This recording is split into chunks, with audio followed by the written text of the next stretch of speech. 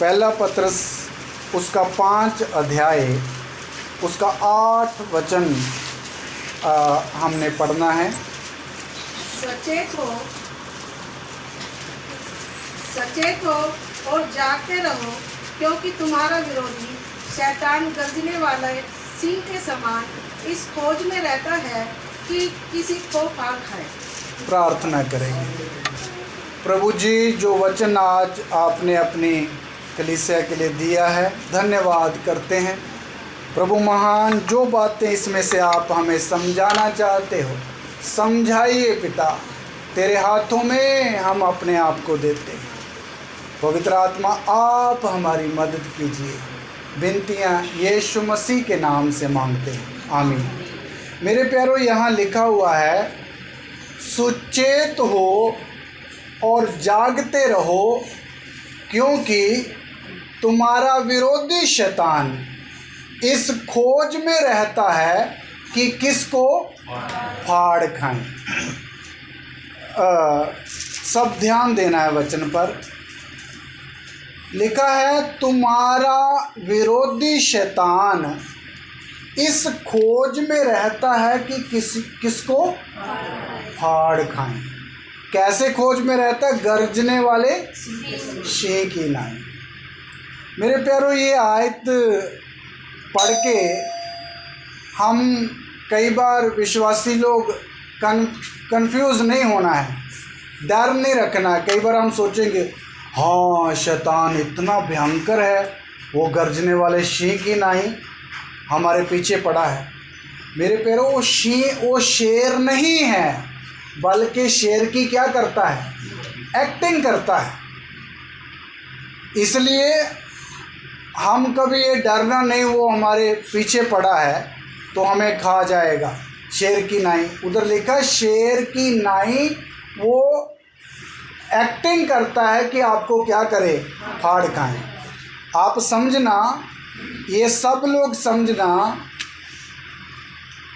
तुम्हारा विरोधी शैतान, याद रखना, शैतान कलीसिया का क्या है? विरोधी है। शैतान कलीसिया का दुश्मन है। ये बात हर एक विश्वासी को अच्छी तरह पता होना चाहिए। इसलिए ऊपर लिखा, तुम सुचेत हो और जागते रहो। अगर आप ये बात समझोगे शैतान हमारा विरोधी है, तो आप अलर्ट रहोगे, होशियार रहोगे कि कहीं से मुझे वो नुकसान ना पहुंचाए। इसलिए मुझे चौकस रहना है। इसलिए प्रभु ने पहले लिखा, सुचेत रहना और जागते रहना है। मेरे प्यारों, शैतान हमारा विरोधी है, इसमें कोई शक नहीं है। क्यों विरोधी बन गया? क्योंकि हमने उसका साम्राज्य क्या कर दिया? छोड़ दिया है। उसके कामों को हमने त्याग दिया है। हम उसकी बातों के अनुसार जीवन नहीं बिताते हैं। हमने उसके से काम करने के लिए क्या कर दिया? इनकार कर दिया है। इसलिए कलीसिया का शैतान क्या है? विरोधी है। बाकी डरने की बात नहीं कि शैतान हमारा विरोधी है तो हमें नुकसान पहुंचाएगा। याद रखिए, ऐसा नहीं हो सकता। अगर शैतान हमारा विरोधी है तो जिस प्रभु के हम बच्चे बन गए हैं, उसकी तरफ से हमारी सुरक्षा भी क्या है? बहुत बड़ी है। हालेलुया। आपको सुरक्षा के लिए 2-4 बातें बताना चाहता हूँ, आपकी दिलेरी के लिए। सब लोग सुनना। आपको पता है हर विश्वासी के लिए परमेश्वर ने किन का इंतज़ाम करके रखा है? स्वर्गदूतों का। पहली बात। दूसरी बात, हर एक विश्वासी के चारों ओर प्रभु ने क्या लगा के रखा हुआ है? बाड़ा। एक व्यक्ति के चारों तरफ एक बाड़ा है, फिर उसके परिवार के चारों तरफ एक बाड़ा है, फिर उसका सारा कुछ, उसकी संपत्ति के चारों ओर भी प्रभु का क्या है? बाड़ा। मतलब 3 बाड़े खुदावंद ने लगा के रखे हैं। ये दूसरी बात है, सुरक्षा है। उसके बाद और गिनते जाएं तो बहुत सारी है। यीशु मसीह का लहू भी हमारी क्या है? सुरक्षा। आपको मालूम, इजरायली लोग मिस्र में रहते थे, मूसा ने बोला अपने घरों के बाहर क्या लगा देना, लहू लगा देना। और लहू जब लगाओगे तो नाश करने वाला जिस घर में लहू का निशान देखेगा उस घर में नहीं घुसेगा। तो आप याद रखिए, मिस्र के अंदर से मौत का दूत जब रात को निकला तो सारे मिस्र देश में हर घर में उसने जो पहलौठा बच्चा था उसको क्या कर दिया, जान से मार दिया। लेकिन इजरायलियों के घरों के ऊपर क्या लगा हुआ था, लहू लगा हुआ था। इसलिए क्या हुआ कि उनके घर में कोई भी नुकसान नहीं हुआ। तो आप सोचो, वो तो बकरे का लहू था, जहाँ मेमने का लहू था, लेकिन हमारे लिए किसका लहू है। तो आप इससे समझ लेना, आप सब के ऊपर, हम सब के ऊपर यीशु मसीह का क्या लगा हुआ है, लहू लगा हुआ है। हमारे परिवार और घर के ऊपर भी लहू लगा, इसलिए हमारा कोई भी नुकसान हो, वचन में तो लिखा तुम्हारे ये बाल है ना जो, ये भी सब प्रभु ने क्या हुए हैं। तो आप सोच लो कितनी बड़ी सुरक्षा शैतान से बचने के लिए प्रभु ने विश्वासी लोगों को देकर रखी हुई। इसलिए कोई डरने की ज़रूरत नहीं है। जो ये वचन है सुरक्षा के, इनको हमेशा क्या करके रखना है, याद रखना है। हालेलुया, याद रखना है। अच्छा, प्रभु ने जब इतनी बड़ी सुरक्षा दी है और शैतान हमारा विरोधी है, इसलिए प्रभु अपनी कलीसिया को ऐसी ऐसी शिक्षा देता है, ऐसे ऐसे वचन सिखाता है ताकि हम और भी ज़्यादा बलवंत हो जाएं। पढ़िए इफिसियों की पत्री 6 अध्याय उसका 10 वचन हमने पढ़ना है। प्रभु इसलिए आराम से सिस्टर थोड़ा निकाल लेंगे, पेज नंबर 296 है, 269 पेज नंबर जी। इसलिए प्रभु में और उसकी शक्ति के प्रभाव में बलवंत बनो। हाँ, इधर लिखा है इसलिए प्रभु में और उसकी शक्ति के प्रभाव में क्या बनो, बलवंत बनो। कलीसिया को प्रभु आज्ञा देता है तुम प्रभु में भी बलवंत बनो और प्रभु की शक्ति के प्रभाव में भी क्या बनो, बलवंत बनो। ध्यान देना मेरे प्यारो, भले शैतान हमारा विरोधी है तो होने दो, कलीसिया को अपनी जिम्मेवारी को क्या करना है, पूरा करना है। जिम्मेवारी क्या है कि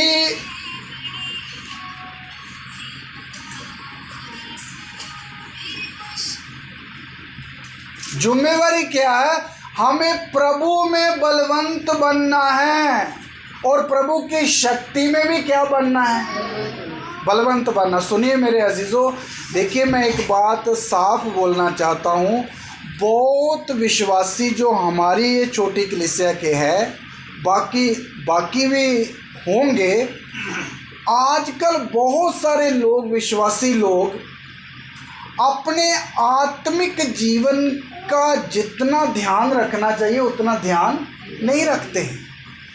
हमें हमेशा सोचना मैं एक आत्मिक व्यक्ति हूँ, हालेलुया, मैं प्रभु का एक चुना हुआ जन हूँ, इसलिए मुझे रोज रोज प्रभु में क्या बनना है, बलवंत बनना है। प्रभु में बलवंत आप कैसे बन सकते हैं? ध्यान नहीं रखते लोग अपने आत्मिक जीवन का, इसलिए क्या रहते हैं, कमज़ोर रहते हैं। अपनी सेहत का ध्यान बहुत अच्छी तरह रखता हर वह आदमी। आजकल तो घरों में अपनी अपनी हेल्थ को अच्छा रखने के लिए कितने तरीके अपनाए जाते हैं, वो आप सब जानते हैं। मेरे प्यारों, जैसे हम अपने बाहरी शरीर का, अपनी हेल्थ का, अपनी इस स्किन का ध्यान रखते हैं, उतना ही बल्कि उससे भी बढ़कर हमें किसका भी ध्यान रखना है? अपने आत्मिक जीवन का। प्रभु के आत्मिक जीवन का ध्यान रखने के लिए प्रभु बोलता, प्रभु में क्या बनो? बलवंत। अभी आप प्रभु में बलवंत कैसे बन सकते हैं? एक विश्वासी को पता होना चाहिए, मैं बलवंत हूँ या कमज़ोर हूँ प्रभु में। हालेलुया। मैं बलवंत हूँ या कमज़ोर हूँ। अगर ये पता होगा, नापते रहोगे अपने आप को, तो भाई आपको फिर अपनी खुराक लेने के लिए मन आएगा। मैं कहाँ कमज़ोर हूँ, उस बात के लिए अपना बल पूरा करने के लिए अपनी डाइट लोगे, खुराक लोगे, उसके लिए जोर मारोगे। हालेलुया। इसलिए सोचना मैं कहीं मसीह में कमज़ोर तो नहीं हूँ।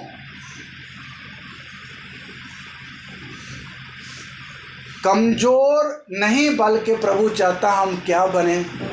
बलवंत। इसलिए मैंने पिछले दिन, क्यों मैं बार बार बीच में पूछता हूँ, आप बाइबल पढ़ते हैं रोज़? क्यों मैं पूछता हूँ प्रार्थना करते हैं रोज़? क्यों मैं पूछता हूँ आप रोज़ा रखते हो हफ्ते में एक बार? भाई ये सारी बातें पूछने के पीछे का मतलब क्या? अगर आप प्रॉपर बाइबल पढ़ोगे, प्रार्थना करोगे और रोज़ा रखोगे हफ्ते में एक बार, 2 बार, जितना भी आपको अगुवाई होती है, तो मेरे प्यारों आप आत्मा में क्या हो जाओगे? बलवंत हो जाओगे। हालेलुया।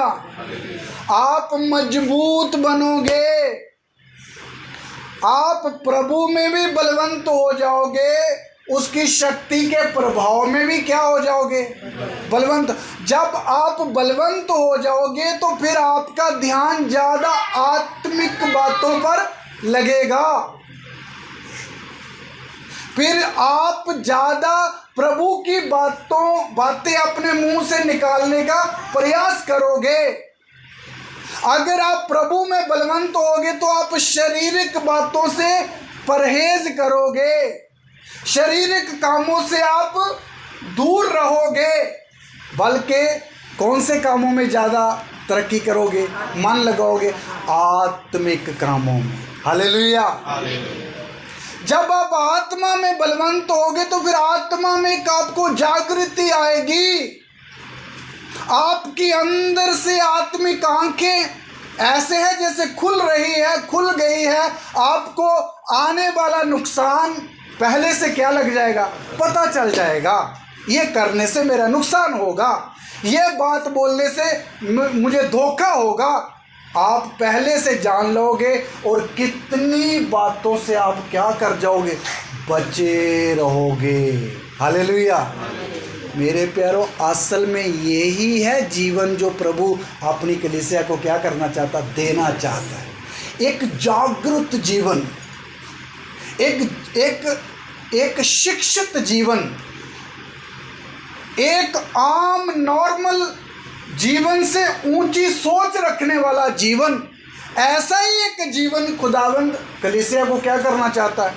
देना चाहता है। ये नहीं पहले गलतियां करो फिर बाद में उस गलतियों में महीने 6 महीने फंसे रहो। यह जीवन प्रभु कलीसिया को देना नहीं चाहता, बल्कि प्रभु एक जागता हुआ जीवन कलीसिया को देना चाहता है। ऐसा अगर आत्मिक बातों पर आप मन लगाओगे तो मेरे प्यारों, आपके शरीरों में भी प्रभु की उपस्थिति आप क्या करेंगे? महसूस करेंगे। हालेलुया। अगर आप आत्मिक वातावरण अपने घर में बना के रखोगे तो आपके घर में भी शांति क्या आएगी? नजर आएगी। नहीं तो घरों में भी कई बार चिड़चिड़, खिज होती रहती, निक्की बातें होती रहती, छोटा झगड़ा होता रहता। क्यों? उपस्थिति नहीं है। माहौल घर का क्या है ना? ठंडा है। ये तब होता है जब आत्मिक माहौल बना रहेगा, तो आपके घर में भी गुलाब की तरह खिला हुआ जैसे फूल होता है, इसी तरह खुशबू आती ना उसमें से, इसी तरह प्रभु की महक आपके घर में रहेगी। हालेलुया। इसलिए प्रभु कलीसिया को बोलता प्रभु में और उसकी शक्ति के प्रभाव में क्या बनो, बलवंत बनो। इसलिए हर विश्वासी अपने आप को चेक करते रहना है, मैं बलवंत हूँ या निर्बल हूँ। अगर निर्बल हूँ तो कैसे बलवंत बनूँ, उस कोशिश में रहना है। क्यों प्रभु बलवंत बनने के लिए बोलता है, उसका 11 वचन पढ़िए, आगे पढ़िए। परमेश्वर के सारे हथियार बांध लो कि तुम शैतान की युक्तियों के सामने खड़े रह सको। Hallelujah, hallelujah. थोड़ा सा आया है, बहन एक बार फिर पढ़िए। परमेश्वर के सारे हथियार बांध लो कि तुम शैतान की युक्तियों के सामने खड़े रह सको। हाँ, इधर लिखा पहले तो 10 वचन में बोल रहा है कि प्रभु में और उसकी शक्ति के प्रभाव में क्या बनो। ध्यान देना, मैं आपसे पूछूंगा। और 11 वचन में बोल रहा है परमेश्वर के सारे हथियार बांध लो ताकि शैतान की युक्तियों के सामने क्या रह सको। हमारा विषय है शैतान तुम्हारा क्या है, विरोधी। तो इसका मतलब शैतान विरोधी है, तो विरोधी का काम क्या है, विरोध करना। आत्मिक लोगों की बातों में क्या करना, विरोध करना। इसलिए प्रभु अपने बच्चों को पहले से ही बलवंत होने के लिए बोलता है, पहली बात। दूसरा बोलता है परमेश्वर के सारे हथियार क्या कर लो। कितने हथियार बांधने हैं? प्रभु ने हमें हथियार कितने दिए हैं? प्रभु ने हमें हथियार कितने दिए हैं? 6। कुछ लोगों को तो अपने हमारे हथियार के बारे में भी पता नहीं। पता कौन कौन से 6 हथियार हैं? जिनको नहीं पता वो तो ना बोले, जिसको पता है पहले से ज्ञान वो चुप रहे। बोलिए कितने हथियार है, कौन कौन से हथियार है, गिन के बताइए, जल्दी बोलिए ना। एक का नाम क्या है? अच्छा, वचन की तलवार एक हथियार, 2 हथियार, दूसरा हाँ जी पैर के जूते, तीसरा हाँ जी धार्मिकता की जिलम, चौथा हो गया हाँ सत्य की कमर कस, हाँ बैलेट, हाँ 5 हो गए, वो तो हो गया, वो भी हो गया। आइए फिर एक बार पढ़ते। आपके हथियार आपको पता नहीं तो फिर पहनने कब है? पढ़िए 14 से पढ़िए, इसी का 14 से। इसलिए सत्य से अपनी कमर कसकर, पहला हथियार सुनना, सत्य से अपनी कमर कसना, मतलब सच्चाई। पहला हथियार विश्वासियों का क्या है? मेरी तरफ देखिए, बोल पढ़ लिए तो। पहला हथियार क्या है?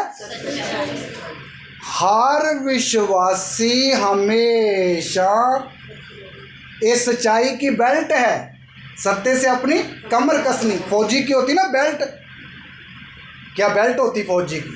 वो बेल्ट के ऊपर एक नंबर लिखा होता है, उसकी बहुत वैल्यू है। क्या है? आप कभी आपको ट्रैफिक वाला या पुलिस वाला कोई नाजायज आपके ऊपर करे तो आप उसका नाम भले नहीं पढ़े तो उसका बेल्ट का नंबर याद कर लेना, वो 4 अक्षर का होगा, उसकी बहुत वैल्यू। उसके कंप्लेंट डाली तो वो बेल्ट का नंबर ही चाहिए, समझना। इसलिए हर विश्वासी की बेल्ट कौन सी है? सच्चाई। याद रखिए पहला हथियार। इसलिए हर विश्वासी अपने मुंह से हमेशा क्या बोलना है? सच बोलना है ना। अपने कामों में भी हमेशा क्या रखनी है? सच्चाई रखनी है। याद रखना, ये है पहला हथियार विश्वासियों का। अगला दूसरा, और धार्मिकता की झिलम पहनकर। दूसरा है धार्मिकता की झिलम। ये शील्ड देखते ना पुलिस की, जब कभी ट्रैफिक होती, ट्रैफिक नहीं, कभी ये जाम लगता तो पुलिस के हाथ में एक डंडा और एक हाथ में एक बचाव के लिए ढाल होती। नहीं वो तो लग गए। झिलम यहाँ छाती पर पहनते हैं, जहाँ इधर भी पहनते हैं। कवच, वो है झिलम। दूसरा हथियार विश्वासी लोगों का हमारी क्या है? धार्मिकता की झिलम। अभी हम धर्मी हैं अपने कामों से नहीं, कैसे? विश्वास से धर्मी। कैसे? विश्वास। ये दूसरा हथियार है, धार्मिकता की झिलम भी पहन के रखना। कभी नहीं सोचना मैं अपने कामों से धर्मी हूँ, मैं ज़्यादा पवित्र हूँ। नहीं, प्रभु की कृपा से उसने धार्मिकता से मुझे क्या किया है? क्या किया है? ये धर्मी बनाया। दूसरा हथियार ये है। तीसरा, और पाँव में मेल के सुसमाचार की तैयारी के लिए। तीसरा हथियार है शूज या जूते। कौन से? सुसमाचार के मेल मिलाप के जूते। इसलिए हर विश्वासी को क्यों बोला जाता भाई मेल मिलाप से रहो, है ना? इसका मतलब वो उसका हथियार है, वो जूता शूज पहन के रखना है। ये तीसरा हथियार है। आगे, और इन सब के साथ विश्वास की ढाल लेकर। हाँ, ये हथियार था। अब जो लोग जो भूल गए थे, चौथा हथियार है विश्वास की ढाल। अभी मैंने बोला ना जो सिपाही के हाथ में जो बचाव के लिए, वो है ढाल। हर विश्वासी का चौथा हथियार कौन सा है? ढाल। मतलब कभी आपको सिर दर्द होगी तो आप क्या करना है? विश्वास। बीमारी आ गई तो क्या रखना है? विश्वास। हम जल्दी जल्दी क्या करते हैं? हाय हाय हाय हाय हाय नहीं करना है, धैर्य रखो, प्रभु दूर करेगा दर्द को। प्रभु चंगा करने वाला परमेश्वर है। थोड़ा सा क्या रखना? विश्वास। ये बहुत बड़ा और कीमती हथियार है। कौन सा? विश्वास की ढाल। अगर किसी को इसकी वैल्यू समझ आए, चौथा हथियार है। अच्छा, आगे, लेकर स्थिर रहो जिससे तुम उस दुष्ट के सब जलते हुए तीरों को बुझा सको। ये ऐसा है, बहुत सारे दुष्ट के जलते तीरों को बुझाने की सामर्थ्य किसमें? विश्वास की ढाल में। हाँ, चौथा हो गया। पांचवा, और उद्धार का टोप। हाँ, चौथा हथियार है विश्वासी का। इसमें समझ आ रहा है? उद्धार का टोप। हमारे सिर में टोप। हमने उद्धार पाया नहीं पाया? जितने लोगों ने मसीह में मन फिराया या बपतिस्मा लिया है, उसका समझो उनका क्या हुआ है। तो हम उद्धार का टोप हमारे सिर के ऊपर होना चाहिए। हालेलुया।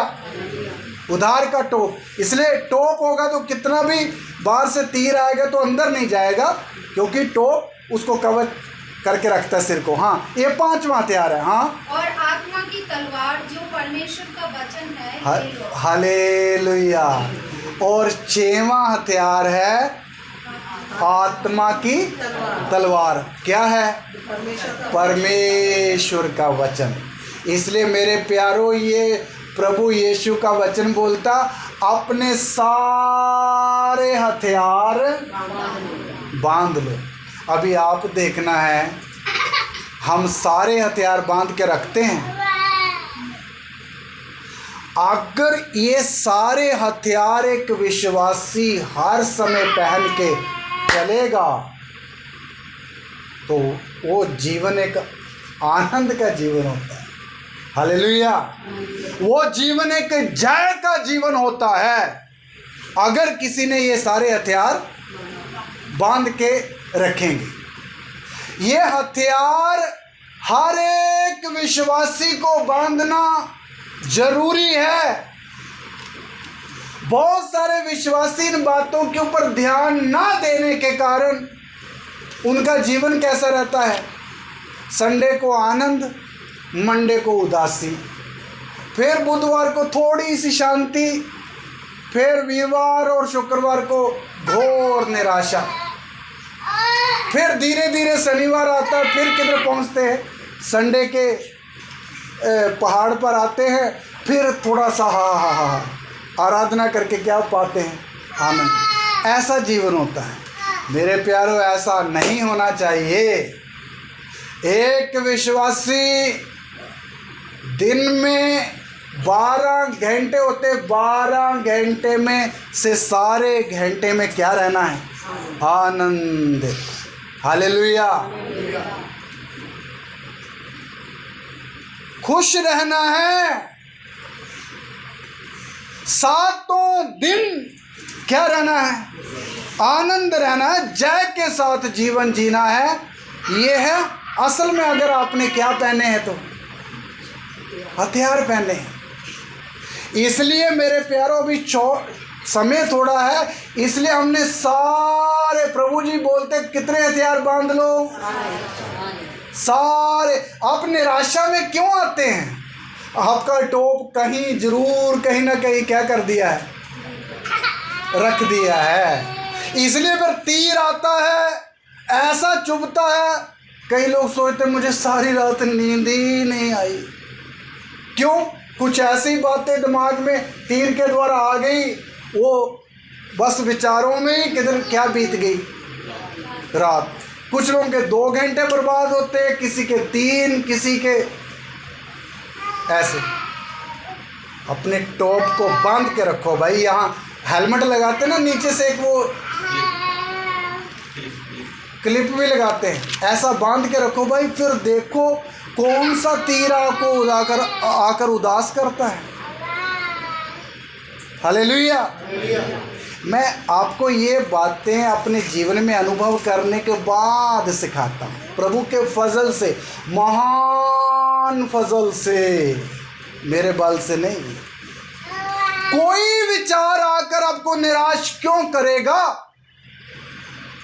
कुछ लोग छोटी सी एक बात सुन ली तो बस सारे शांति आनंद, जैसे चोते हुए बर्तन में से पानी बह जाता है, ऐसा सारा आनंद बह जाता है। नहीं, आपका कटोरा हमेशा क्या रहना है? उमड़ता तो भी छोड़ दो, कम से कम उसमें पानी रहे। उमड़ना तो एक बात दूर की बात है, क्या रहे? पानी रहे। भरा भी नहीं, पानी रहे, कम से कम आधा ही रहे, पर 70% ही रहे। खाली वो तो बुरी हालत है। इसलिए आप सुराख कहाँ है, वो उसमें उसको बंद करने में लगे रहना है। हालेलुया। इसलिए मेरे प्यारों, हथियार बांधने हैं। क्या बांधने हैं? हथियार बांधने हैं। मैं कई विश्वासी लोगों को देखता हूँ, उनके पास ना कोई कमी नहीं है। घर है, बैंक में बैलेंस है, शरीर में तंदुरुस्ती है, घोड़ा गाड़ी भी चलने फिरने के लिए प्रभु ने दिया है, फिर भी निराशा नहीं जाती है। फिर भी आंख में क्या है? आंसू है। ये आंसू प्रभु के प्रेम के नहीं है, अपने लिए आंसू है। किसके लिए? मुझे उसने ऐसा बोल दिया, उसने ऐसा मेरे लिए बोल दिया, इन बातों के लिए आंसू। भाई फिर मैं सोचता है, हे प्रभु, ये कब ठीक होगा? ये कब थोड़ा सा सियाना होगा? इतना बड़ा भी होकर क्या कर रहा है? रो रहा है। क्या कर रहा है? रो रहा है। क्यों? हथियार नहीं बांधते। प्रॉब्लम क्या है? हथियार नहीं बांधते। हथियार नहीं बांधते। मेरे प्यारों, इसलिए हमें प्रभु ने रोने वाले नहीं बनाया, बल्कि रोते हुओं को क्या कराने वाले हैं? चुप कराने वाले। रोते हुओं को चुप कराने वाले बनाया। हालेलुया। तो सारे हथियार बांधने के लिए प्रभु ने बोला है। कितने? पढ़ के देखिए फिर वो 11 वचन पढ़िए, 11:6-11। परमेश्वर के सारे हथियार बांध लो कि तुम शैतान की युक्तियों के सामने खड़े रह सको। हाँ, कितने हथियार बांधने? सारे हथियार। इसलिए आज से याद रखना, अपने हथियार पूरे हैं। सिर में भी चेक करना, टोप, चेस्ट में भी जिलम, ढाल, बाएं हाथ में ढाल, दाएं हाथ में तलवार, पाँव में जूते और कमर का। आप ऐसे अपने आप को टिप टॉप रखना। फिर देखना थोड़ा सा मसीह जीवन, थोड़ा नहीं, मसीह जीवन कैसा है। हालेलुया। ये सारे हथियार क्यों बांधने हैं? फिर पढ़िए 11 वचन, फिर पढ़िए, उसमें एक पॉइंट और है खास। परमेश्वर के सारे हथियार बांध लो कि तुम शैतान की युक्तियों के सामने खड़े रह सको। हाँ, अभी ध्यान देना, असली वचन अभी शुरू होने वाला है। सारे हथियार बांध लो कि तुम शैतान की युक्तियों के सामने खड़े रह सको, क्योंकि विरोधी है, विरोधी आपका विरोध करने के लिए आएगा। इसलिए वो विरोधी ऐसे सीधा नहीं आता है। ध्यान देना, शैतान कभी भी किसी के सामने सीधा आता है। इधर देखिए, बड़े दो सिंग लेकर काला मुंह करके मैं आ गया हूँ, ऐसा आता है शैतान कभी? ऐसा होगा तो सब लोग पहचान जाएंगे। शैतान युक्ति के साथ आता है। कैसे?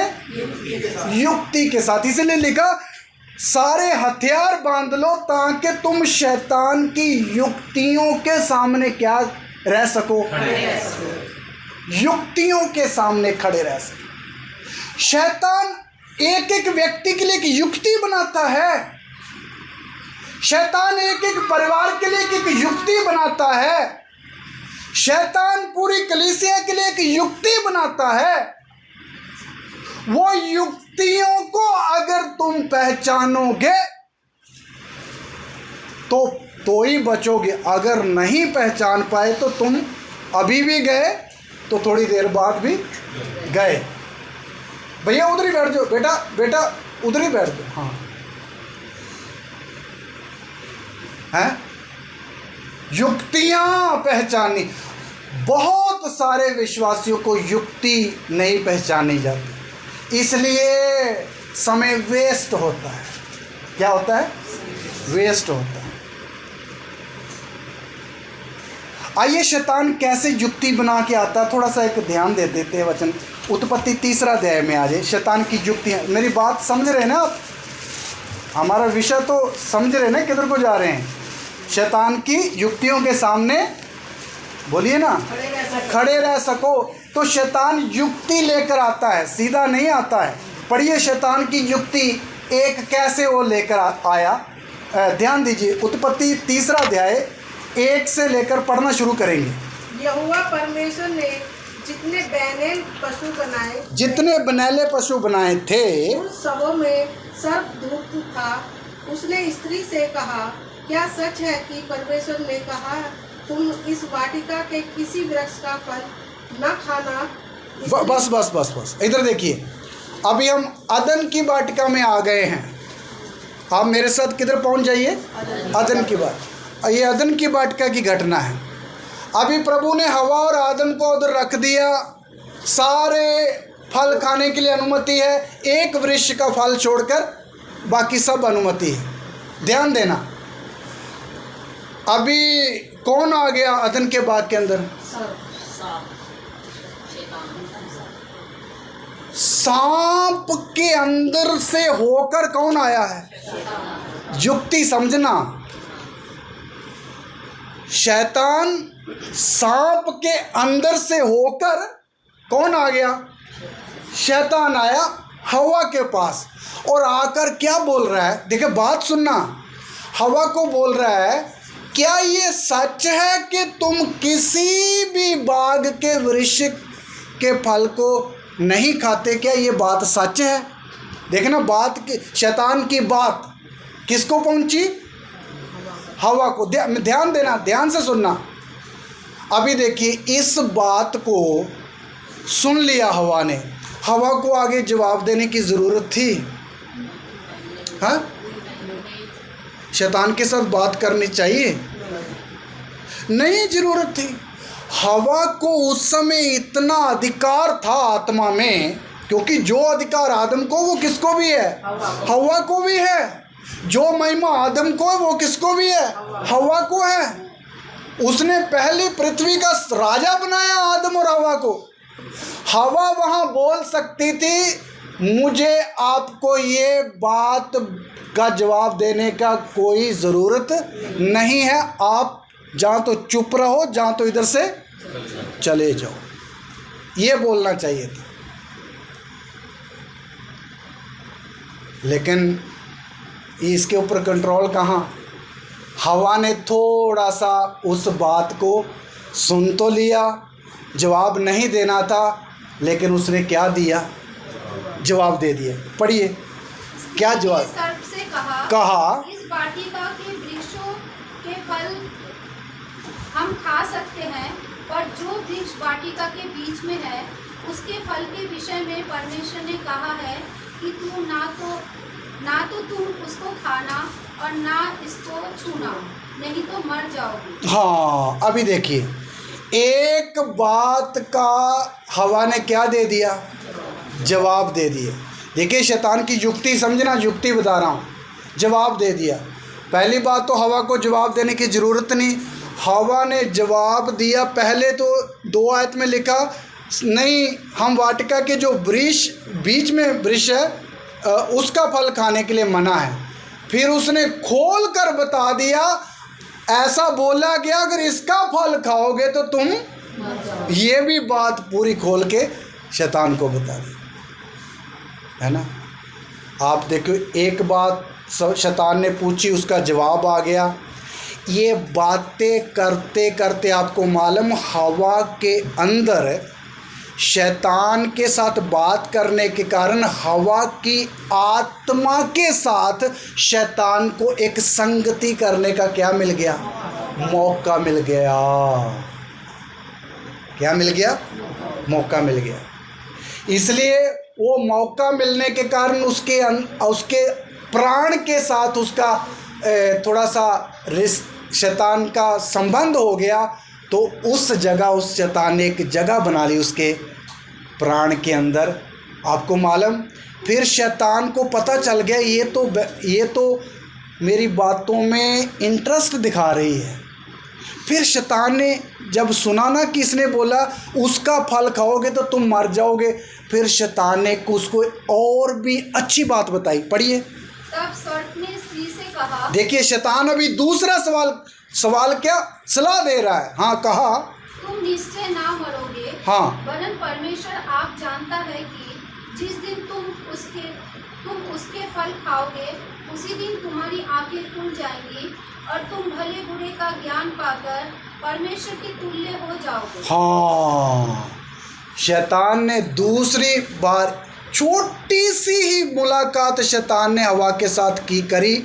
आपको मालूम, छोटी सी मुलाकात के द्वारा शैतान का तीर खाली गया या पूरा निशाने पर लगा?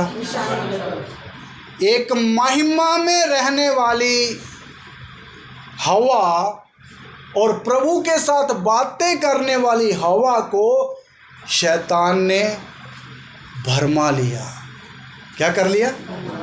उन्होंने बोला नहीं तुम मरोगे नहीं, बल्कि जिस दिन तुम उसका फल खाओगे तुम्हारी आंखें खुल जाओगी, एक बात, और तुम भले और बुरे का ज्ञान पाकर परमेश्वर के जैसे हो जाओगे। दूसरी बात दे दी। आपको मालूम, ये 2 बातें जब हवा ने सुनी, देखिए शैतान जब आता है तो बिना कुछ दिए खाली नहीं आता है, कुछ क्या करता है? देता है, फिर ही तो बंदा। आजकल ज़्यादा लोग ये जो एडवर्टाइजमेंट आती है जहाँ हमें ऑफ़र आते हैं हम भरमाए क्यों जाते हैं, उसके साथ कुछ क्या मिलता है? फ्री मिलता है। जब आप कंपनियां जितनियां भी देखो सब आपका फ़ायदा ही लेकर आएगी। क्या लेके आएगी? फ़ायदा ही लेके आएगी, फ़ायदा ही लेके आएगी। इसलिए तो लोग धड़ाधड़ उसमें जुड़ जाते हैं, क्योंकि फ़ायदा है। मनुष्य के अंदर एक ऐसी लालसा है, जिधर से भी फ़ायदा मिलता है वो छोड़ता। फ़ायदा पीछे से मिले, फ़ायदा आगे से मिले, दाएं से मिले, जहाँ बाएं से मिले, फ़ायदा नहीं छोड़ता है। क्या नहीं करता? फ़ायदा नहीं छोड़ता। इसलिए शैतान ये कमज़ोरी मनुष्य की अच्छी तरह जानता है। क्या करता है? अच्छी तरह जानता है। इसलिए वो हमेशा खाली भी नहीं आता। इसलिए सेंटा क्लॉज भी जब आता तो खाली थोड़ी आता है, वो भी कुछ ना कुछ थैले में लेकर आता है। इसलिए मेरे प्यारो, शैतान हवा को कुछ दे कर गया। अदन की वाटिका में उसने कुछ दिया, हवा ने वो रिसीव किया नहीं किया? भाई रिसीव किया, अच्छी तरह किया। बस इतना ही शैतान के साथ मुलाकात हो गई, फिर शैतान को पता चल गया मेरा तीर निशाने पर लग गया। आपको मालूम, फिर 6 आयत आप पढ़ोगे तो फिर क्या हो गया। हवा ने फल देखा, फिर बोला मन बहु है, चाहने योग्य है, बुद्धि देने के योग्य है, कितने कितने उसके अंदर विचार आ गए। फिर बाद में उस फल को क्या किया? तोड़ा, फिर खाया, फिर आदम के पास लेकर गई। आपको मालूम इससे नुकसान क्या हुआ? परमेश्वर के साथ आदम और हवा का रिश्ता उस दिन से क्या हो गया? टूट गया। सुनिए, शैतान एक युक्ति लेकर आया हवा के पास।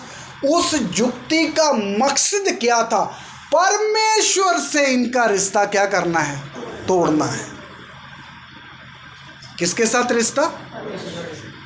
तो मेरे प्यारों, ऐसे शैतान क्या लेके आता है? ये हवा के पास ही आता था जो उसके बाद स्टॉप हो गया है काम? हाँ जी, बोलते अभी भी आता है। ये बात सच है, अभी भी शैतान आता है, युक्तियां लेकर आता है। और आता किनके पास है? संसार के लोगों के पास या कलीसिया के लोगों के पास? शैतान के पास आने की जरूरत क्या? वो तो सब उसके क्या है? थैले में ही पड़े हैं। ये ग्रुप बाहर घूम रहा है, ये ग्रुप आज़ाद ग्रुप है, इसलिए हमारे पास आएगा। ब्रदर, बैठने के लिए मुश्किल है? मुश्किल तो नहीं? अच्छा, इसलिए विश्वासी लोगों के पास युक्ति लेकर आएगा, समझिए।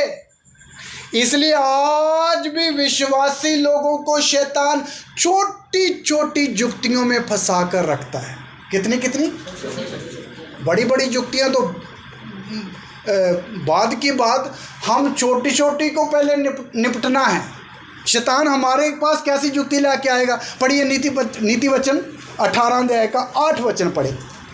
नीति वचन 18 का 8 वचन।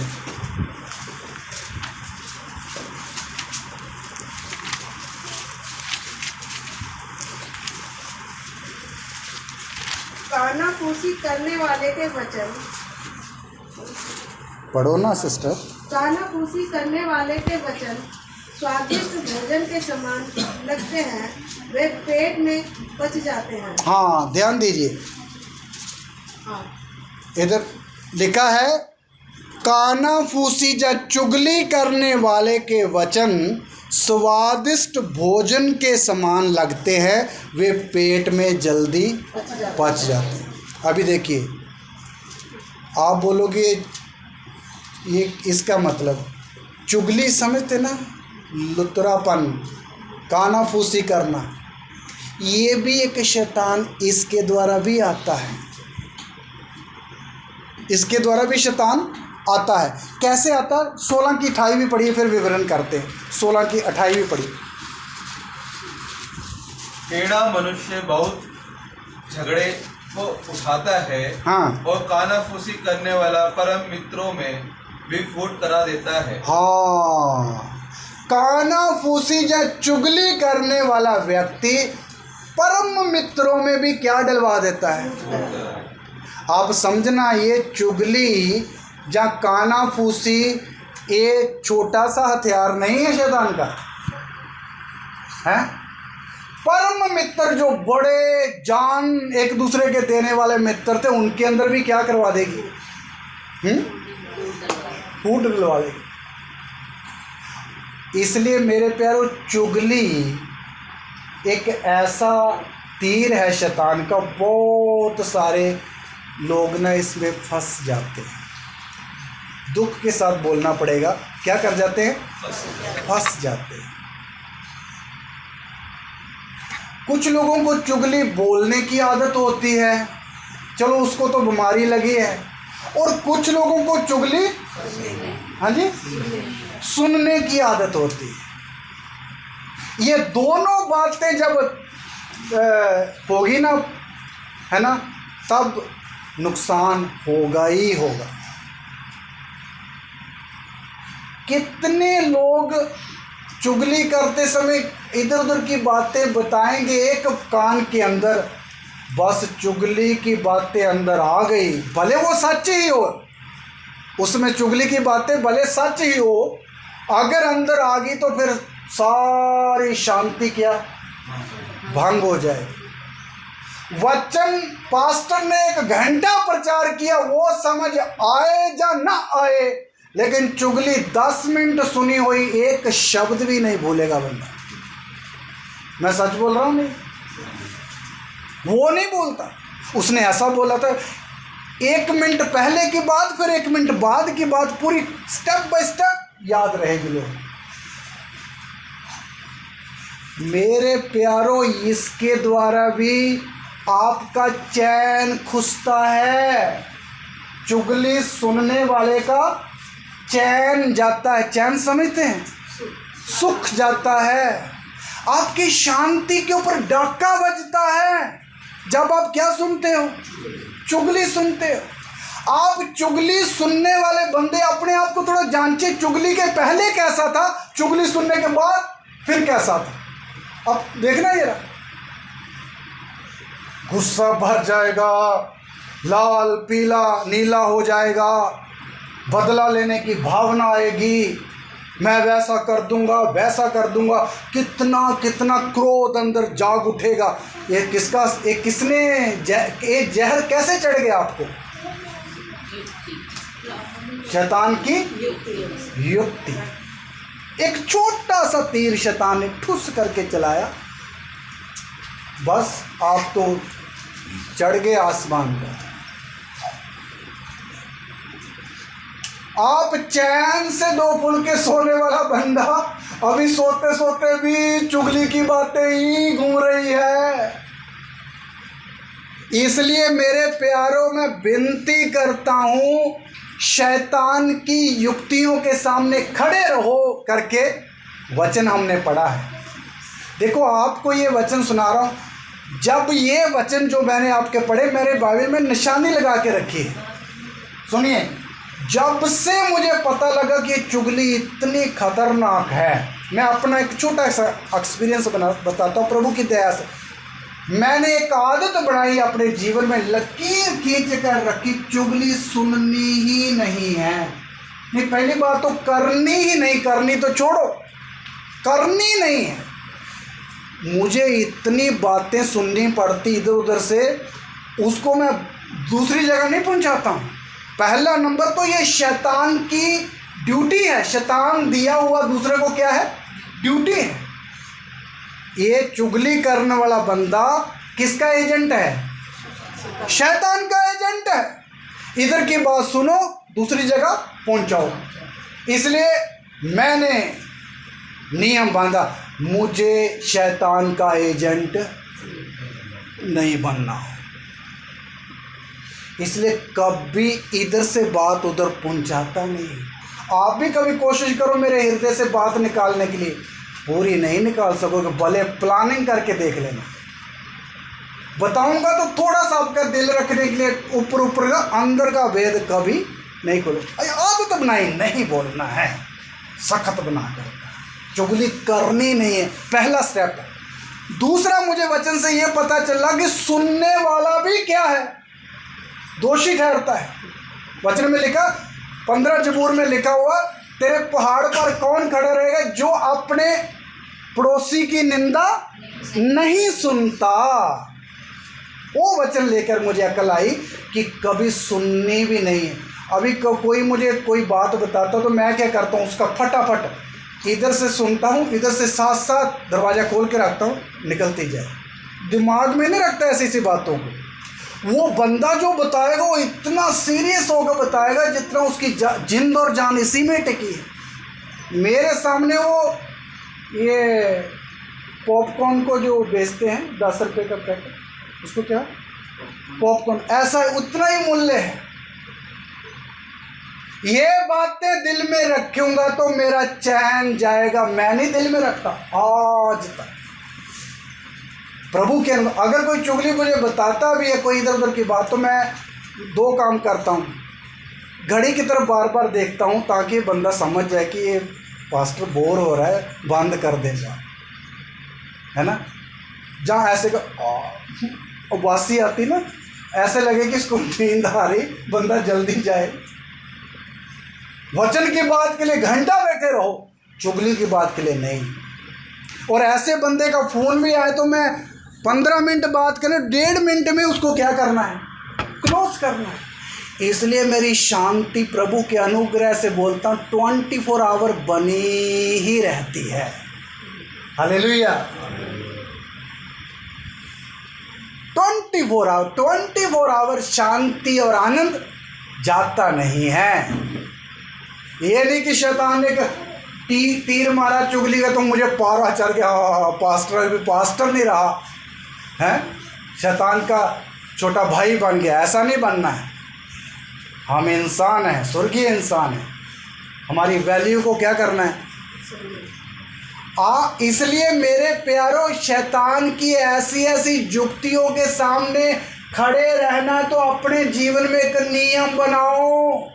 चुगली करने वाला बोलेगा तेरे लिए ऐसा बोला, फिर तेरे लिए फिर ऐसा बोला, फिर 2 कदम आगे फिर ऐसा बोला, तो आप 2 कदम आगे वाली बात ऐसे समझे एक बिल्डिंग बन रही है। भाई उसको नींव का पत्थर हटाओ, सारी बिल्डिंग को गिराओ।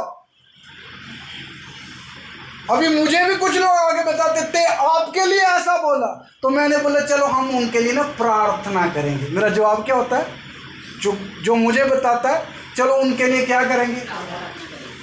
इस बात के आगे वो बात बोलेगा, कभी नहीं बोलेगा। चलो उनसे गलती हो गई तो हम उसके लिए क्या करेंगे, प्रार्थना करेंगे। बस मुझे नहीं दुख लगता कोई कितना भी बोले, भाई बोलने दो जिसको बोलना है।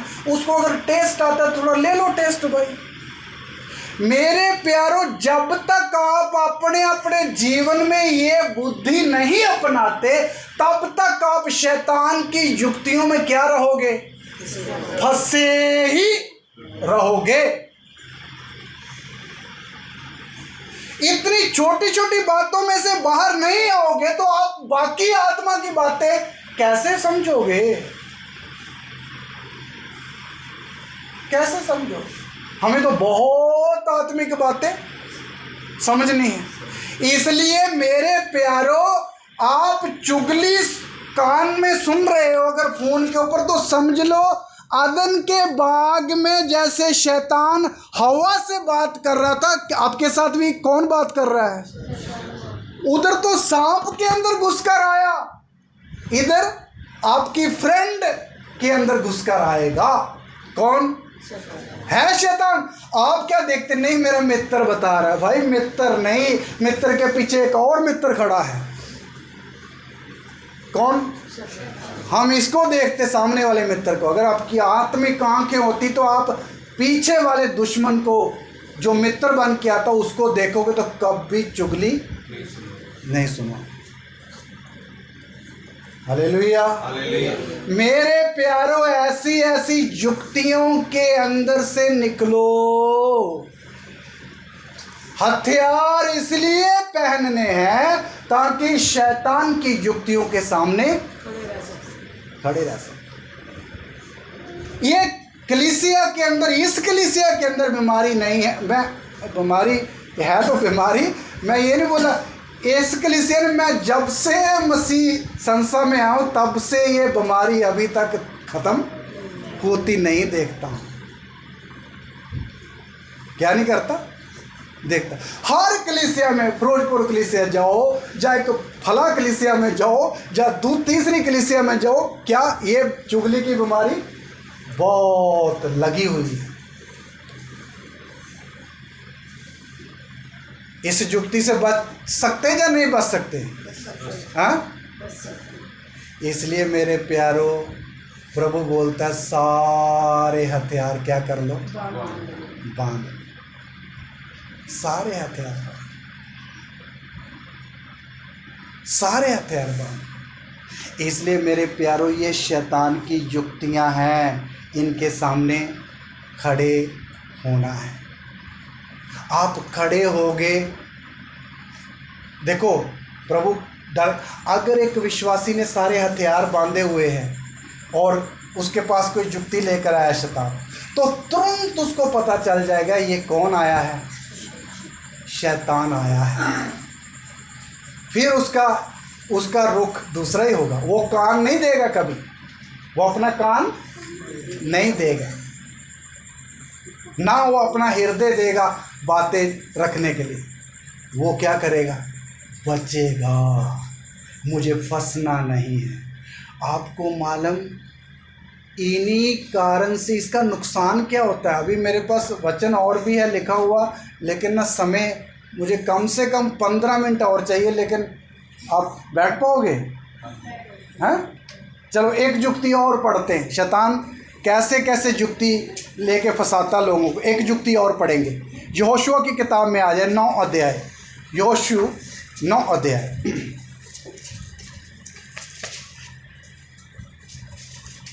यहोशू 9 अध्याय 3 से लेकर पढ़ना शुरू करेंगे।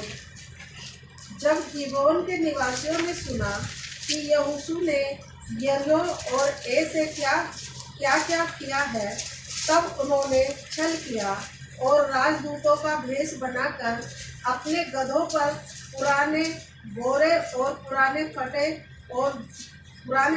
और जोड़ लगे हुए मदिरा के कुप्पे लाद कर अपने पाँवों में पुरानी पैमंद लगी हुई जूतियाँ और तन पर पुराने वस्त्र पहने और अपने भोजन के लिए सूखी और फफूंदी लगी हुई रोटियां ले ली।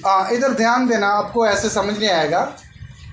यहोशू प्रभु का दास सारी इस्राएली जाति को यरदन पार करके कनान देश में ले आया। तो उसने ए शहर को पूरा जीत लिया, फिर उसने यरीहो शहर को भी जीत लिया। तो जो आगे जो देश बड़े जीतने वाले थे, उन देशों के अंदर बड़ी घबराहट आ गई कि इनका परमेश्वर तो बड़ा महान है, ये तो 2 शहरों जो बड़े बड़े उनको जीत लिया, तो हमें भी जीत लेंगे। तब सुनिए हुआ क्या, एक देश, एक शहर जिनका नाम है गिबेओन, उधर नाम लिखा गिबेओन। मैं पढ़ता हूँ, आप सब लोग सुनिए थोड़ा ध्यान से। जब गिबेओन के निवासियों ने सुना कि यहोशू ने यरीहो और ए से क्या क्या किया, तब उन्होंने छल किया, ध्यान देना, छल किया और राजदूतों का भेष बनाकर अपने गधों पर पुराने बोरे और पुराने फटे और जोड़ लगे हुए मदिरा के कुप्पे लाद कर अपने पाँव में पुरानी पैबंद लगी हुई जुतियाँ और तन पर पुराने वस्त्र पहने और अपने भोजन के लिए सूखी और फफूंदी लगी हुई रोटी ले ली। सुनिए, अब समझ आ रही कुछ बात। एक देश ने क्या किया, कुछ बुजुर्गों को यहोशू के पास भेजा और अपने जानबूझ कर कौन से कपड़े पहन लिए, फटे। रोटी कौन सी ले ली, बासी रोटी ले ली। और कुप्पे भी कुछ पानी वाले ऐसे थे जो बहुत पुराने, और जूतियाँ भी ऐसी फटी फटी पहन ली। तो यहोशू के पास आ गए जहाँ यहोशू रहता था। अभी आकर यहोशू को क्या बोलते हैं, पढ़िए सुनिए 6। तब वे गिलगाद की छावनी में यहोशू के पास जाकर उससे और इस्राएलियों के पुरुषों से कहने लगे, हम दूर देश से आए हैं, इसलिए अब तुम हमसे वाचा बांधो। देखिए क्या बोल रहे हैं, वाचा बांधो। इधर देखिए इसका मतलब क्या है। परमेश्वर ने यहोशू और इस्राएली प्रजा को आज्ञा दी थी, कनान देश में जब जाओगे तो उस देश के लोगों के साथ कभी क्या नहीं बांधनी, वाचा नहीं बांधनी, समझौता नहीं करना है। तो ये देश के लोग, कनान के लोग आकर क्या यहोशू को बोल रहे हैं, वाचा बांधो। याद रखना, शैतान वही काम लेकर आएगा जिसके लिए परमेश्वर मना करता है। प्रभु ने बोला ये फल नहीं खाना, शैतान बोलता नहीं, जिस दिन खाओगे तुम सियाने हो जाओगे। इधर भी प्रभु ने बोला वाचा नहीं बांधना, और ये डुप्लीकेट बनकर दूर के बंदे क्या बोल रहे आकर, क्या बांधो, वाचा बांधो। चलो सुनिए अब मजे की बात है। क्या होता है? वाचा बांधो। इजरायली पुरुषों ने उन हिब्बियों से कहा, क्या जाने तुम हमारे मध्य में ही रहते हो, फिर हम तुमसे वाचा कैसे बांधे? अच्छा, उन्होंने यहोशू से कहा, हम तेरे दास हैं। तब यहोशू ने उनसे कहा, तुम कौन हो और कहाँ से आए हो? उन्होंने उससे कहा, तेरे दास बहुत दूर देश से आए हैं, तेरे परमेश्वर का नाम सुनकर आए हैं, क्योंकि हमने ये सब सुना, अर्थात उसकी कीर्ति और जो कुछ उसने मिस्र में किया और जो कुछ उसने एमोरियों के राजाओं के साथ किया, जो यरदन के उस पार रहते थे, अर्थात हेशबोन के राजा सिहोन और बाशान के राजा ओग से जो अस्तारोत में था। इसलिए हम आए। देखिए, वो जो लोग आए थे उनसे यहोशू ने पूछा, भाई मैं नहीं जानता आप कौन हो, क्या मालूम तुम हमारे किधर रहते हो, मध्य में रहते हो? तब उन्होंने बोला, नहीं, हम तो किधर से आए हैं, दूर देश से आए हैं। देखो सबूत, देखो, रोटी पुरानी, जूते टूट गए सफ़र में, हमारे कपड़े फटे फटे हो गए, इतना लंबा सफ़र किया है। और दूसरा वो हिब्बी क्या बोल रहे, हम तेरे परमेश्वर यहोवा का नाम सुनकर आए हैं, उसकी कीर्ति सुनकर आए, वो तो इतना महान है। ये सब एक्टिंग है। ये सब क्या है? एक्टिंग है। ये यहोवा का नाम सुनकर नहीं आए। ये शैतान की एक बहुत बड़ी चालाकी थी, किसको फंसाने के लिए? यहोशू को फंसाने के लिए। चलो अब देखो, उन्होंने जब यहोवा का नाम लिया और कुछ सबूत भी दिया, ओग बशान का राजा सिहोन को मार दिया, तो यहोशू, सुनो उन्होंने क्या किया, ध्यान देना, यहोशू ने क्या किया। अभी देखो गलती कहाँ होती है। 14 वचन पढ़िए कोई। तब उन पुरुषों ने यहोवा से बिना सलाह लिए उनके भोजन में से कुछ ग्रहण किया। तब यहोशू ने उनसे मेल करके उनसे यह वाचा बांधी कि तुमको जीवित छोड़ेंगे, और मंडली के प्रधानों ने उनसे शपथ खाई। हाँ, आप पता नहीं है, वचन बहुत गहरा है, सब लोग समझेंगे नहीं। उधर एक बात लिखी, उन्होंने यहोवा से सलाह, बिना सलाह लिए उनसे क्या मिला लिया? ठीक है जी, जो तुम बोलते हो ठीक। किससे सलाह लिए? यहोवा से सलाह ली। और इधर लिखा, यहोशू ने भी उनके भोजन में से ग्रहण किया और बुजुर्गों ने भी उनके साथ क्या खा ली? शपथ खा ली, यहोवा का नाम लेकर, हम तुमको मारेंगे नहीं। आपको मालूम फिर तीसरे दिन क्या हुआ? 16 वचन पढ़िए। उनके साथ वाचा बांधने के 3 दिन के बाद उनको यह समाचार मिला कि वे हमारे पड़ोस के रहने वाले लोग हैं और हमारे ही मध्य में बसे हैं। हाँ, 3 दिन बाद पता चल गया कि यहोशू और बुजुर्गों, तुम्हारे साथ क्या हो गया है? धोखा हुआ है। ये लोग दूर से नहीं आए थे, ये तो इधर से ही। आपको समझ आ रहा है शैतान ने कितनी बारीक युक्ति लाकर एक अभिषिक्त दास यहोशू को भी क्या ले लिया? बातों में फंसा लिया। आप सोचिए, आपको मालूम, जो प्रभु ने हुक्म दिया था यहोशू को, वो तड़वा दिया, नहीं तड़वा दिया? तड़वा दिया। बस यही शैतान का काम होता है, प्रभु की आज्ञा पर किसी को खड़े रहने नहीं देना। मेरे प्यारों, इसी तरह याद रखो, वो तो यहोशू था, आज हम भी बहुत बारी ऐसी युक्तियों में क्या कर जाते हैं? फंस जाते। सुनियो कैसे, इधर समझौता कर लिया यहोशू ने, क्या कर लिया? वाचा बांध ली। मेरे प्यारों, आपको मालूम, कभी भी एक प्रभु का अच्छा विश्वासी किसी संसारिक और शारीरिक बातों में क्या नहीं करना है? समझौता नहीं करना है। फिरौन को मूसा बोलता मेरी प्रजा को छोड़, प्रभु यहोवा बोलता है। फिरौन बोलता तुम ऐसे करो, अपने बच्चे और पत्नियों को यहाँ छोड़ दो, पुरुष ही पुरुष जाकर क्या करो, बलि बलि चढ़ा के आ जाओ जंगल में।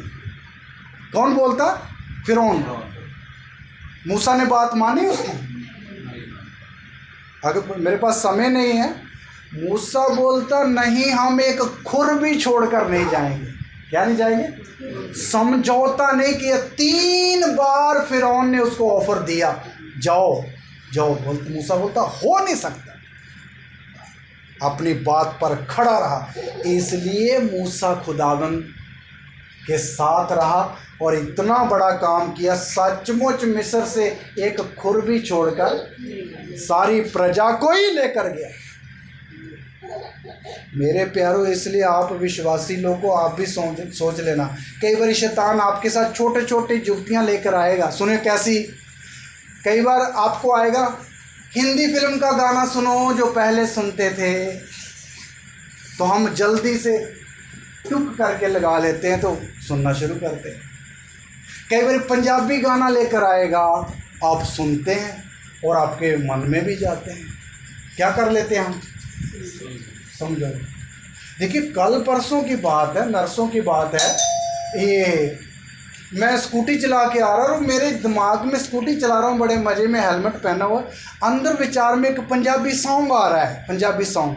मैंने एक गरीब बच्चे को देख लिया रोड के ऊपर, तो वहाँ से एक पंजाबी सॉन्ग था, बड़ा पहले, बहुत साल पहले मैं पसंद करता था। तो वो विचार आ रहा है, तो दूसरा स्टेप अंदर आ रहा है कि इसको मुंह से उच्चारो, उसी ट्यून में गाओ।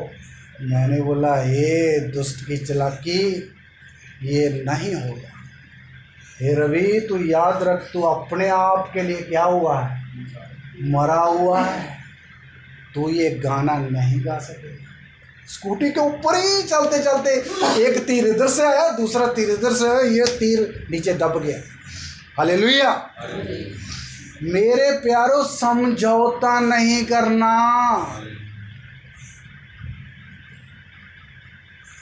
आप शादियों में जाते हो, पार्टियों में जाते हो, उधर निके निके समझौते के लिए आपको ऑफर आएगा, आओ ना थोड़ा आगे आओ, तो हम धीरे धीरे खिस खिस कर किधर चले जाते हैं? आगे ही आगे चले जाते हैं। भाई पीछे ही रहो। किधर रहो? पीछे। समझौता नहीं करना। समझौता करोगे, आपको मालूम, ये कभी 9 अध्याय घर में जाकर गोदी में बैठकर पढ़ना, नुकसान क्या होता है। यहोशू ने उनके साथ वाचा तो बांध ली, उधर लिखा बाद में वो उनको मार नहीं सकते हैं। प्रभु की आज्ञा, इनको जान से क्या करना है? मारना है।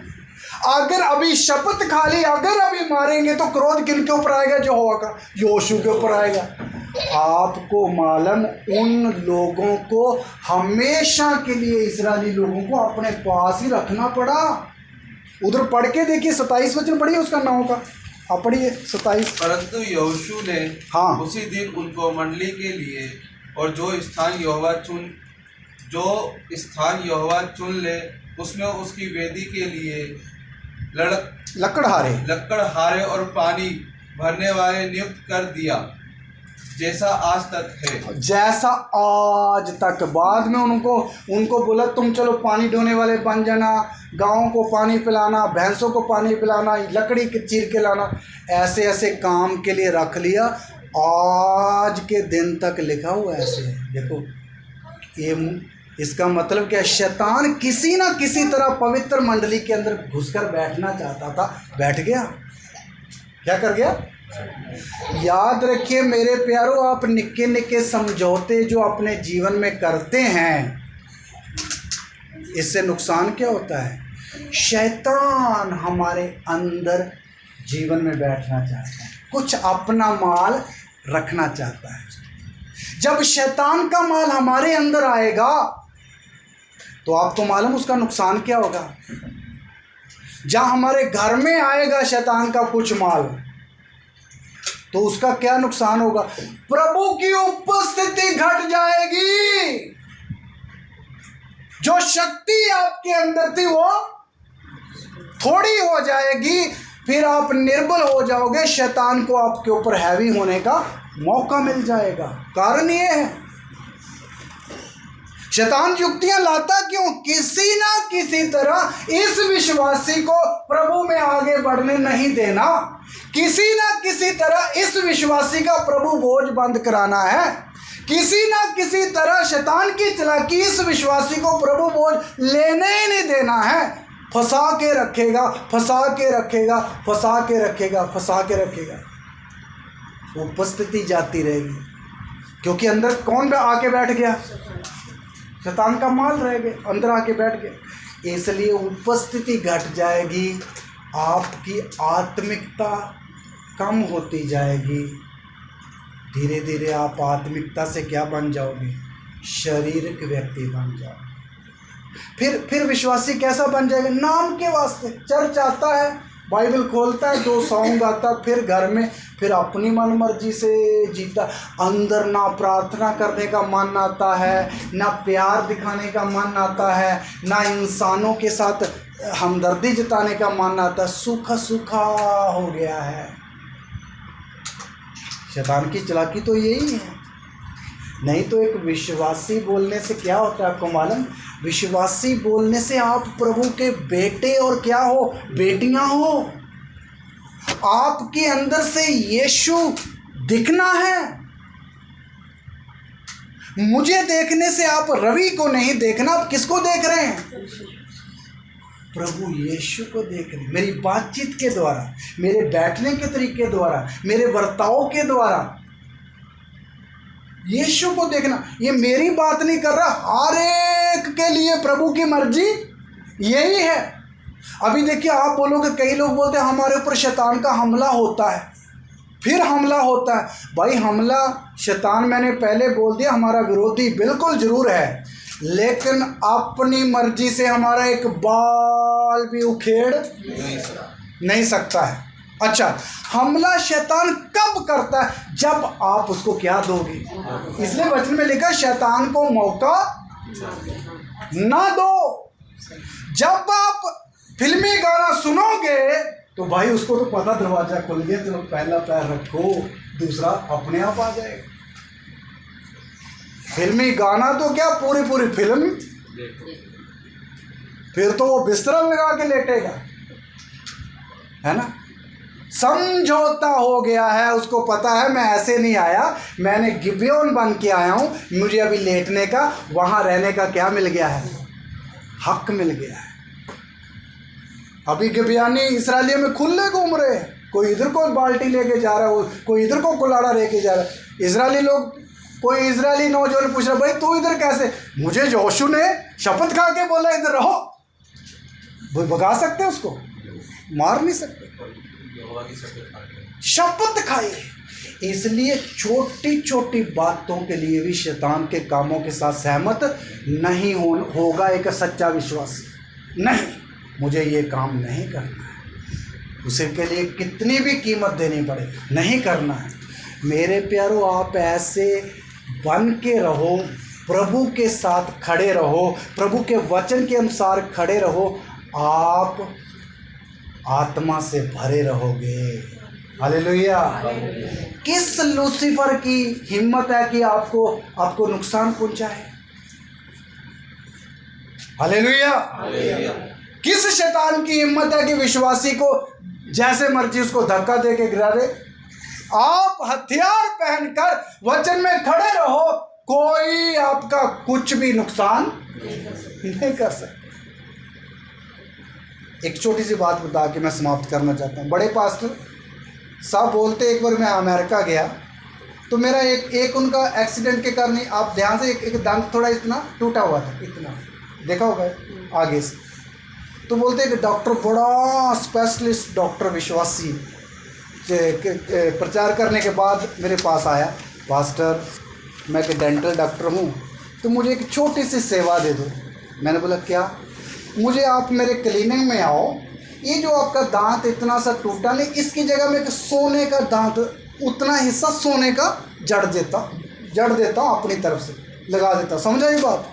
डॉक्टर बोल रहे, कोई पैसा नहीं है, आप बस आना है 2 घंटे जहाँ थोड़ी देर के लिए। मैंने बोला मैं कल बताता हूँ आपको। बोलते मैं रात को प्रभु के पास बैठा, प्रभु जी क्या करूँ? प्रभु का आत्मा बताता है ये शैतान की एक क्या है, चालाकी है, ताकि आप जब भी प्रचार करने से मुंह खोलो तो आपका क्या दिखे, तो सब लोग आपको कम और किसको देखेंगे। और दूसरी बात, बाद में शैतान भी बोलेगा, हे सैमुअल साहब तेरे मुंह के अंदर किसका माल है? तो मुझे पता चल गया नहीं नहीं नहीं, मुझे सोना डायमंड भी दे तो नहीं चाहिए, नहीं लगाया। मैं धन्यवाद करता हूँ उस दास के लिए, छोटी सी युक्ति को भी क्या कर लिया, पहचान। मेरे प्यारो, आप हम सब लोग सियाने बनना है और आत्मिक बनना है, ताकि शैतान की युक्तियों के सामने क्या रहें, हम राजा हैं। छोटी छोटी बातों को समझना है। प्रभु इन बातों के द्वारा सबको आशीष दे और प्रभु की उपस्थिति हमारे बीच में बनी रहे। आइए हम अपनी आंखों को बंद करें, सिरों को झुकाएं, प्रभु का धन्यवाद करेंगे इन वचनों के लिए।